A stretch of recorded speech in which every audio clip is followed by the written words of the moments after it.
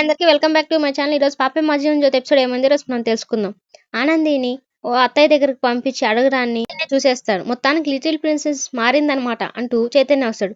ఏం చూసావు నువ్వు అంటూ జీవన్ అడుగుతుంది. మొత్తం చూసేసాను నువ్వు వదినతో మాట్లాడిందంతా అని చైతన్య చెప్తాడు. సరే నచ్చిందా అని అడుగుతుంది జీవన. అవును నచ్చింది, గట్టిగా ముద్దు పెట్టేంత అంటూ చైతన్య చెప్తాడు. సరే ట్రై చేస్తావా అంటూ జీవన్ అడుగుతుంది. కాకపోతే ఇదంతా నిజమా అబద్ధమా అనే దాంట్లో ఉండిపోతున్నాను నేను అంటూ చైతన్య చెప్తున్నాడు. అబద్ధం ఆడాల్సినంత అవసరం నాకేముంది, ఆనంది లేకుండా నేను ఇంటికి వెళ్ళలేనా, అయినా ఎందుకు రమ్మంటున్నాను, తన కోసమే కదా అంటూ జీవన చెప్తున్నాను. అదే నాకు అర్థం కావట్లేదు అంటూ చైతన్య చెప్తాడు. ఒక కోతి ఉపవాసం చేసే కథ నీకు తెలుసు కదా, అన్నీ ముందు పెట్టుకొని ఉపవాస దీక్షలో కూర్చుంటుంది, లాస్ట్కి అన్నీ తినేస్తుంది. అలాంటి దానికి నువ్వు మారావంటే నాకు నమ్మకం కదరట్లేదు, ఏదో కుట్ర జరుగుతుంది ఇడ అని చెప్పడంతో వెంటనే జీవన పెళ్ళం మారిందంటే సంతోషపడాలరా, ఇలా మాట్లాడకూడదు అంటూ ఏదో జరుగుతుంది, దాన్ని ఖచ్చితంగా కనిపెడతాను నేను అనుకుంటూ ఉంటాడు చైతన్య. ఆనంది వాళ్ళ అత్తయ్య గారితో మాట్లాడదామని ఆనంది వాళ్ళ అత్తయ్య గారి గదిలోకి వెళ్తూ ఉంటుంది. దీన్ని ఆదిత్య గమనిస్తాడు. ఏంటి అమ్మ గదిలోకి ఆనంది వెళ్తుంది అనుకుంటూ ఆదిత్య రూమ్లోకి వెళ్ళిపోతాడు.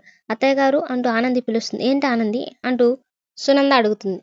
మీతో మాట్లాడాలి అత్తయ్య గారు అంటూ చెప్పడంతో సరే లోపలికి రా ఆనంది అంటూ సునంద పిలుస్తుంది. అత్తయ్య గారు సరే ఇప్పుడు ఏం మాట్లాడాలి చెప్పండి అని అడుగుతుంది సునంద. అత్తయ్య గారు జీవన వాళ్ళు 2 రోజుల ముందు వెళ్తున్నారంట, నేను వెళ్తానండి అంటూ చెప్తుంది. నేను అంటే నువ్వు ఒకటే వెళ్తావా అంటూ సునంద అడుగుతుంది. ఆదిత్య గారిని కూడా తీసుకెళ్తానని చెప్పడంతో ఆదిత్యతో చెప్పావు ఇది అంటే చెప్పలేదు, ఇంకా చెప్తాను అంటే నువ్వే డిసిషన్లు తీసేసుకుంటావు అన్నీ అంటూ సునంద అడుగుతుంది. అలా కాదు అత్తయ్య గారు, మీరు ఒప్పుకుంటే నేను వెళ్తాను అంటూ సునందకి చెప్తుంది ఆనంది. పెళ్ళి నాకెంతో ప్రత్యేకమండి, మా జ్యోతమ్మ కొడుకు చిన్నప్పుడు నేనే ఆడిచ్చేదాన్ని, కథలు చెప్పేదాన్ని, తినిపించేదాన్ని, వాడు నా కళ్ళ ముందటే పెరిగాడు, కళ్యాణ తిలకాన్ని దిద్దికించుకునే అంత పెద్దవాడైపోయాడండి. ఆ పెళ్ళికి నేను దగ్గరుండి జరిపించడం నా బాధ్యత, వాడి విషయంలో నాకు ప్రతిదీ ప్రత్యేకత, ఈ పెళ్లి దగ్గరుండి నేనే జరిపించాలని అని చెప్పి ఆనంది చెప్తుంది. వెంటనే సునంద ఈ పెళ్లి జరగదు అంటూ సునంద చెప్తుంది. ఎందుకు అత్తయ్య గారు అలా మాట్లాడుతున్నారు అంటూ ఆనంది అడుగుతుంది. నీకు ఎలా చెప్పాలో ఏం చెప్పాలో నాకు అర్థం కావట్లేదు ఆనంది అంటూ సునంద చెప్తుంది. అత్తయ్య గారు అలా అనకండి అత్తయ్య గారు అని చెప్పడంతో మీకు ఫస్ట్ నుంచి నేను అడ్డుపడుతూనే ఉన్నాను ఈ పెళ్లికి, నువ్వు గమనిస్తున్నావు ఆనంది అంటూ సునంద చెప్తుంది. అవును అత్తయ్య గారు, మీరు చైత్ర వాళ్ళ నాన్న లేడనే కదా అడ్డుపడుతున్నారు, చైత్ర వాళ్ళ నాన్న ఉన్నాడు, ఆయన పెళ్లికి వస్తారు అని చెప్పి ఆనంది చెప్తుంది. రాలేడు అంటూ సునంద చెప్తుంది. ఎందుకు అత్తయ్య గారు వస్తారని చెప్పారు కదా అంటూ సునంద చెప్తుంది. వస్తే ఒకవేళ నా శవాన్ని చూస్తాను అంటూ సునంద చెప్తుంది. అత్తయ్య గారు మీరు అసలు ఏం మాట్లాడుతున్నారు అంటూ ఆనంది అడుగుతుంది. చైత్ర పెళ్లి జరగకూడదని మీరు ఎందుకు అంత పట్టుబడుతున్నారు, ఏదో ఒక రకంగా ఈ పెళ్లి ఆపాలని మీరు అసలు ఎందుకు ట్రై చేస్తున్నారు అంటూ ఆనంది అడుగుతుంది. సమస్యలన్నీ అయిపోయాయి, పెళ్లి జరుగుతుంది అన్న సమయానికి ఎందుకు మీరు ఇలా మాట్లాడుతున్నారు, పెళ్లి జరగదని ఎందుకు అంటున్నారు, అసలు ఎందుకు అత్తయ్య గారు, ఎందుకు చెప్పండి అసలు అంటూ అడుగుతుంది. ఎందుకంటే పూర్ణిమ భర్త ఎవరో కాదు మీ మామయ్య గారే అంటూ సునంద నిజం చెప్పేస్తుంది. ఆ చైత్ర ఎవరో కాదు, మీ మామగారు 2వ భార్య కూతురు, అంటే కూతురే అవుతుంది మీ మామయ్యకి, అందుకే నేను వద్దంటున్నాను. నీకు వినడానికే ఇంత ఇలా ఉంటే నేను ఆ బాధను అనుభవిస్తున్నాను, నాకెలా ఉంటుంది అసలు అంటూ సునంద చెప్తుంది. అసలేం జరిగిందో చెప్తాను విను అంటూ సునంద చెప్తుంది. నా భర్త నీ మడిలో కట్టిన తాలికి, నీ కడుపులో పెరుగుతున్న బిడ్డకి ఇదిగో ఇది సరిపోతుంది అనుకుంటున్నాను, ఈ డబ్బులు ఇస్తున్నాను వెళ్ళిపో అని చెప్పడంతో ఇదలా జరిగింది ఎంత గతం చెప్తుంది. మన ఇంటికి వచ్చిన తర్వాత కూడా నేను దాన్ని బెదిరించి పంపించేశాను, మళ్ళీ ఊర్లో కనిపించింది, దాని తర్వాత ఊరు వదిలేసి వెళ్ళిపోమని చెప్పాను, ఇవన్నీ కూడా ఆనందికి చెప్తుంది సునంద. ఆ నిశ్చితార్థానికి వచ్చిన తర్వాత కూడా మేము చూసిన తర్వాత కూడా పూర్ణిమ కూతురు చైత్ర నా షాక్ అయ్యాం, మీ మామయ్య గారు కూడా అక్కడే తెలిసింది, నేను బ్లాంక్ చెక్ ఇచ్చి వెళ్ళిపోమన్నాను, కానీ పెళ్లి జరిపిస్తాను, నువ్వేం చేసుకుంటావో చేసుకో అని చెప్పావు, మళ్ళీ నువ్వు ఇంటికి వచ్చి పెళ్లి కూతురు వాళ్ళ నాన్న రాకపోతేనే కదా మీ అబ్జెక్షన్, ఆయన వస్తున్నారా నువ్వు ఇంటికి వచ్చి చెప్పావు, అదంతా దాన్ని మళ్ళీ ఎక్స్ప్లెయిన్ చేస్తూ ఉంటుంది సునంద జరిగిందంతా. చైత్ర నాకు కూడా కూతురే, నేను ఈ పెళ్లికి నేను వస్తాను అని చెప్పి మీ మామయ్య కూడా చెప్పున్నాడు, ఇప్పుడు అసలు నేనేం చేయాలి ఆనంది అంటూ సునంద ఆనంది ముందు బాధపడుతుంది. ఈ రోజు నీకు ఇవన్నీ చెప్పకపోవడం వల్లే నువ్వు ఎన్ని చేస్తున్నావు కదా, ఇంకా చెప్పకపోతే ఇంకా ఎన్ని అనర్థాలు చేస్తావు, దానివల్ల నేను ఇంకెంత బాధపడాల్సి వస్తుందో అని చెప్పి ఇప్పుడు చెప్పేస్తున్నాను. పూర్ణిమ ఎవరో కాదు మీ మామయ్య గారు 2వ భార్య అంటూ సునంద చెప్తుంది. ఇప్పుడు నువ్వు అర్థం చేసుకో, ఇన్ని రోజులు నేను ఎంత బాధపడుతున్నానో నువ్వు అర్థం చేసుకో అసలు అంటూ సునంద ఆనందికి చెప్తుంది. ఇన్నాళ్ళ నుంచి నేను మోస్తున్న బాధ ఇది, ఈరోజు నేను దించేసుకున్నాను, అందుకే నీకు చెప్పాను, తను ఇంకా నా జీవితాల్లోకి రాదనుకున్నాను. కానీ వచ్చింది. నా ఇంటి పరువు కాపాడాల్సిన పెద్ద కోడలే నాకు నచ్చని ఒక విషయంలో సపోర్ట్‌గా నిలబడుతుంది అంటే నేనసలేం చేయాలి? నా బాధ ఎవరికి చెప్పుకోవాలి ఆనంది? అంటూ ఆనందిని ప్రశ్నిస్తుంది. నీ భర్త లైఫ్‌లో ఒక ప్రేమించిన అమ్మాయి ఉందంటేనే నువ్వు తట్టుకోలేకపోయావు కదా! కానీ ఇప్పుడు అదే అమ్మాయితో పెళ్లయిందని తెలిసి నీ దగ్గర దాస్తే అప్పుడు నీకెలా ఉంటుంది చెప్పు ఆనంది? అంటూ సునంద ఆనందిని అడుగుతుంది. వాడికొక కూతురు కూడా ఉందని తెలిస్తే ఇంకెంత బాధగా ఉంటుంది ఆనంది? నువ్వు తట్టుకోగలవా? నేను నీకు అత్తకి కాకముందు నేనొక ఆడదాన్ని ఆనంది. నా మొగుడు నాకే సొంతం. అలాంటివి నాకు ఉంటాయి. నేను గౌరవంగా బతకాలనుకుంటున్నాను. ఇన్ని రోజులు నేను ఎంత గౌరవంగా బతికాను. ఇప్పుడు ఈ విషయం అందరికీ తెలిస్తే నా పిల్లలకి అసలు గౌరవం మిగులుతుందా? సమాజం మమ్మల్ని గౌరవిస్తుందా? అంటూ సునంద ఆనందికి చెప్తుంది. ఇన్ని సమస్యల మధ్యలో కూడా పూర్ణిమ చైత్రలకు అండగా నిలబడి శ్రీచంద్ చైత్రల పెళ్లి నువ్వు చేయాలనుకుంటున్నావు.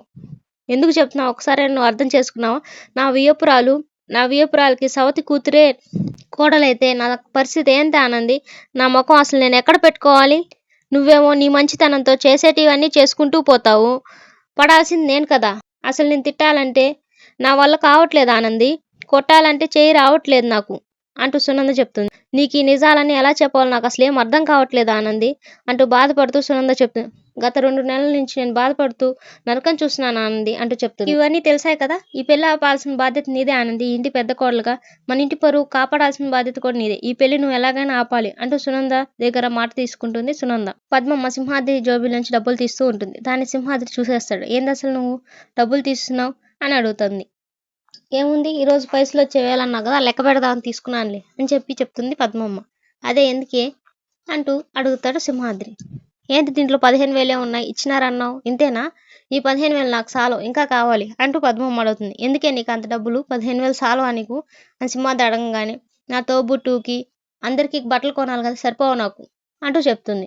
సూర్యబాబుకి లాయరమ్మకే కదా సరిపోతాయి కదా డబ్బులు అని చెప్పి సింహాద్రి చెప్పడంతో ఎక్కడ వాళ్ళ కొడుక్కి వాళ్ళ కోడలికి మన బిడ్డకి అల్లుడికి అందరికి తీసుకోవాలి కదయ్యా అప్పుడు ఎలా సరిపోతాయి అంటూ పద్మమ్మ సింహాద్రికి చెప్తుంది. ఈ బట్టలు కొంటా అంటున్నా నాకు కొంటా అని చెప్పట్లేదు ఏంటే నువ్వు? నా పైసలతో అందరికి కొంటావు కానీ నాకు మాత్రం కొనవు అని చెప్పి పద్మమ్మని అడగడంతో నాకు కొంటే ఒకటే నీకు కొంటే ఒకటే అంటూ పద్మమ్మ చెప్పడంతో అంటే నన్నేమన్నా చీరలు కట్టుకోమంటున్నావా ఏంటి అంటూ సింహాద్రి పద్మమ్మని అడుగుతాడు. నా మీద అంతే ప్రేమ ఉంటే నా పట్టుకోకలన్నీ అంగీలు లేక కుట్టించుకొనేసుకో అంతే కదా అంటూ పద్మమ్మ చెప్తుంది. మరి నా పాయింట్ ఏం వేసుకోవాలి? సుక్కలు లొంగు కట్టుకోవాలి అంతే కదా అంటూ పద్మమ్మ చెప్తుంది. అబ్బో కింద సుక్కలు లొంగి పైన పట్టంగి సరిపోయిందా? దసరాలో వేసం కట్టేవాడు కంటే నాకంటే బాగుంటాడు కదా అంటూ సింహాద్రి చెప్తాడు. నువ్వు ఇన్ని బట్టలు కొనాలన్నా గట్ట అవి 30,000 అవుతాయని చెప్పడంతో పద్మమ్మ అన్ని కావులేయ్యా అని చెప్తుంది. మనం ఏమన్నా వచ్చినట్టు తీసుకుంటామా? వాళ్ళు నచ్చినట్టు అయితేనే కడతారు ఒంటి మీద వేసుకుంటారు. అలాంటప్పుడు వాళ్ళకి నచ్చినట్టు కొనాలంటే మన దగ్గర పైసలు అవుతాయి. ఆనంది వాళ్ళ అత్తయ్య చెప్పిన దాని గురించి ఆలోచిస్తూ ఉంటుంది. అక్కడికి ఆదిత్య వచ్చి ఆనంది నువ్వు అమ్మ దగ్గరికి వెళ్ళినట్టున్నావు అని చెప్పి అడుగుతాడు. అవును వెళ్ళానండి అని చెప్తుంది. అంటే శ్రీచంద్ చైత్రల పెళ్ళికి మనం ముందు వెళ్దామని చెప్పి అడిగానండి అంటూ ఆడు చెప్తుంది. ఆనంది ప్లీజ్ అమ్మని ఈ పెళ్లి విషయంలో ఇంక ఇబ్బంది పెట్టొద్దు. ఎన్నిసార్లు చెప్పాలి నీకు? నువ్వు చైత్ర పెళ్లి అయిన ప్రతిసారి ఆవిడికి ఎవరో నెత్తి మీద సుత్తి పట్టుకొని బలంగా కొడుతున్నట్టే ఉంటుంది. ఎందుకు నువ్వు అలా? ఎన్నిసార్లు చెప్పాలి నీకు? నీకు కొన్ని నిజాలు తెలియక ఏ విషయాలు ఎవరి దగ్గర మాట్లాడాలో కూడా తెలియకుండా మాట్లాడుతున్నావు. మా అమ్మకు మాటిచ్చాను కాబట్టి నేను నీకు నిజాలు చెప్పలేకపోతున్నాను ఆనంది అంటూ ఆదిత్య చెప్తాడు. ఈరోజు నీ వల్ల చైత్రని ఆశీర్వదించేటప్పుడు మా అమ్మ పడిన బాధని బట్టి నేను ఈరోజు నీకు నిజాలు చెప్పేయాలి ఆనంది అంటూ ఆదిత్య చెప్పడంతో ఏంటి ఆదిత్య గారు ఆ నిజం చెప్పండి అని చెప్పడంతో పూర్ణిమకి భర్త ఎవరో కాదు మా నాన్నే. మా నాన్న మా అమ్మనే కాదు పూర్ణిమ గారిని కూడా పెళ్లి చేసుకున్నారు. వాళ్ళకు పుట్టిన బిడ్డే ఈ చైత్ర అని చెప్పడంతో వెంటనే ఆనంది నాకు తెలుసండి ఈ నిజాలని. నీకెలా తెలుసు అంటూ ఆదిత్య అడుగుతాడు. మా నాన్న చెప్పారా అంటూ ఆదిత్య అడుగుతాడు. కాదు అత్తయ్య గారు చెప్పారు అంటూ ఆనంది చెప్తుంది. అమ్మ చెప్పిందా అంటూ ఆదిత్య గారు అడుగుతాడు. జరిగింది మొత్తం చెప్పారు నాకు అంటూ ఆనంది చెప్తుంది. సారీ ఆనంది ఈ విషయం నీకు ఎప్పుడో చెప్పుండాల్సింది కానీ చెప్పలేకపోయాను అంటూ ఆదిత్య గారు చెప్పినప్పుడు దేనికైనా టైం రావాలండి ఇప్పుడు నిజం తెలిసింది మనకి అంటూ ఆనంది చెప్తుంది. ఒక ఆడదానిగా అత్తయ్య గారి బాధని నేను అర్థం చేసుకోగలను. అలాగే ఈ నిజం తెలిసి అటువైపు సమర్థించుకోలేక తల్లి కోసం నా దగ్గర నిజం చెప్పలేక మీరెంత నలిగిపోయారో కూడా నేను అర్థం చేసుకోగలనండి అంటూ ఆనంది చెప్తుంది. ఇప్పుడు నేను అసలు ఎలాంటి పరిస్థితిలో ఉన్నానంటే అంటూ ఆనంది ఆదిత్యకి ఇలా చెప్తూ ఉంటుంది. ఒకవైపు ఈ పెళ్లి జరిపిస్తానని చెప్పి శ్రీతన్కి మాట ఇచ్చాను. ఈ పెళ్లి నేనే దగ్గరుండి జరిపిస్తానని పూర్ణిమ గారికి కూడా మాట ఇచ్చాను. అత్తయ్య గారు నా చేతులు పట్టుకొని అడిగారు అత్తయ్య గారి పరువు మర్యాదలు కాపాడాలి. అత్తయ్య గారు చేతులు పట్టుకొని అడిగినందుకైనా నేను ఆవిడ అడిగిన దానికి నేను చేసి తీరాలి ఖచ్చితంగా. మరోవైపు జ్యోతమ్మ, సూర్యబాబులు అక్కడేమో పెళ్లి జరుపుకుంటారని అన్ని ఏర్పాట్లు చేసుకుంటూ ఉంటున్నారు. సరే ఆనంది, ఇప్పుడు ఏం చేస్తాం అనుకుంటున్నావు నువ్వు అంటూ ఆదిత్య అడిగినప్పుడు, లేదండి ఈ పెళ్లి ఆగిపోవాలి. జరిగితే మాత్రం అత్తయ్య గారు ప్రాణాలతో ఉండరు అంటూ ఆనంది చెప్తుంది. పెళ్లి జరగకపోతే శ్రీతన్ చైత్రలు కూడా బతకరు. వాళ్ళు బతకాలి అంటే ఈ పెళ్లి జరగాలి. కానీ అత్తయ్య గారికి కూడా బాధ కలగకూడదు. అలా జరగాలి. సరే అండి, ఈ నిజం ఇంక ఇంట్లో ఎవరికి తెలియదు కదా అని చెప్పి ఆదిత్యని అడగడంతో, నీకు తప్ప ఇంకెవరికి తెలియదు అని చెప్పి చెప్తాడు. అక్కడే నిల్చొని జీవన అంతా వింటూ ఉంటుంది. కుట్టికి నిజం తెలిసిపోయింది ఏంటి, ఇప్పుడు ఏం చేయాలి అనుకుంటూ వాళ్ళ చిన్న గ్రానికి ఫోన్ చేస్తుంది. కుట్టికి నిజం తెలిసిపోయింది చిన్న గ్రాని అని చేసి ఫోన్ చేసి చెప్తుంది. నువ్వు సరిగ్గా విన్నావా అంటూ వాళ్ళ చిన్న గ్రాని అడగడంతో, నా చెవులు ఏమన్నా పని చేయవా, నాకు చెవులు బాగానే పనిచేస్తున్నాయి, నేను విన్నది నిజమే, ఆనందికి నిజం తెలిసిపోయింది అంటూ వాళ్ళ చిన్న గ్రానికి చెప్తుంది.